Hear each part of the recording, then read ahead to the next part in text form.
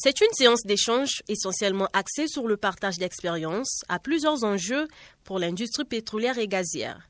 Celle qu'a eu Bruno Jean-Richard Itoa, ministre congolais des hydrocarbures, avec les acteurs sénégalais opérant dans l'écosystème pétrolier.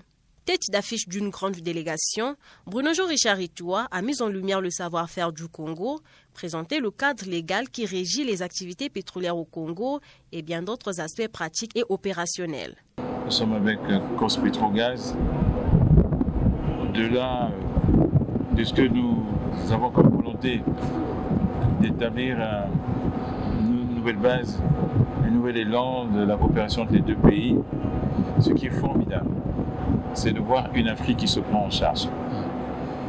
Une Afrique qui, avec l'expertise, avec la compétence, qui n'a de complexe à avoir vis-à-vis de personne, est en train de se construire un avenir digne, et un avenir, oui, n'ayons pas peur du mot, de souveraineté, et qui le fait en s'appuyant aussi, et pourquoi pas désormais, de plus en plus, sur les autres expertises africaines. Ça serait étonnant que nous soyons en manque d'expertise dans nos pays, ça serait surprenant. Et dans le domaine des hydrocarbures comme dans d'autres domaines. Et donc c'est une formidable opportunité que nous ont donné nos deux gouvernements. Axée sous le sceau de la coopération sud-sud, cette unième séance de travail s'est avérée importante dans le sens où les deux parties envisagent de rendre plus robuste leur partenariat dans le secteur. Elle a donc permis de partager les bonnes pratiques en matière de gestion durable des ressources naturelles. Le Sénégal, qui se veut être acteur de premier plan sur le marché, pourrait donc bénéficier de l'expérience du Congo, expérience vieille de plusieurs années. Les deux parties jettent ici les bases d'une nouvelle coopération économique, une collaboration qui devrait être inscrite dans un protocole d'accord, a souligné Bruno Jean-Richard Itoa. Cet échange a servi de tremplin pour les acteurs congolais d'exposer entre autres les enjeux, défis et succès des pôles amont et aval pétroliers. Ici, il s'est agi de fixer la partie sénégalaise des projets ambitieux, notamment la gestion des champs matures, la valorisation du gaz et la stratégie mise en place pour améliorer le contenu local. Nous, le Congo, le privilège d'avoir exploité le pétrole depuis très longtemps, le pétrole et le gaz maintenant.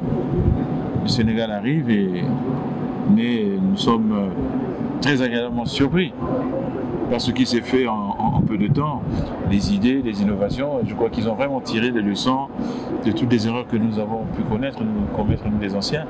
Et on voit beaucoup de choses dont nous allons nous aussi nous inspirer.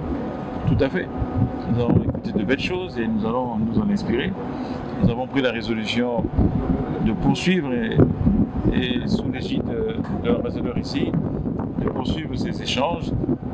Nous attendons désormais une délégation sénégalaise au Congo pour que nous puissions poursuivre ces entretiens et raffermir, renforcer et consolider cette collaboration qui ne peut être que bénéfique au-delà de nous autres à nos populations.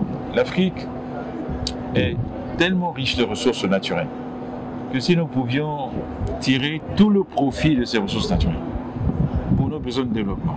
Le Sénégal a partagé son expérience en ce qui concerne la gouvernance à travers le comité d'orientation stratégique du pétrole et du gaz et des initiatives conciliant l'exploitation des hydrocarbures et le développement durable. Une séance de travail pour nous permettre, une jeune nation pétrolière que le Sénégal, de bénéficier de l'expérience du Congo.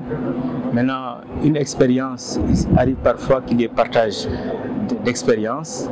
Donc, le fait que le Sénégal, qui vient d'exploiter ses ressources naturelles, veut bénéficier de ces expériences, que ce soit les bonnes comme les mauvaises pratiques, le ministre nous a gratifiés. Donc, l'importance pour nous, c'était d'apprendre du haut de leur expérience, de leur montrer ce que nous faisons. Heureusement que nous partageons le même idéal, ce que l'Afrique doit faire. L'Afrique doit chercher les solutions. On nous a toujours montré que les problèmes c'était pour l'Afrique, les solutions devaient venir ailleurs. Le Sénégal cherche maintenant les solutions dans le continent.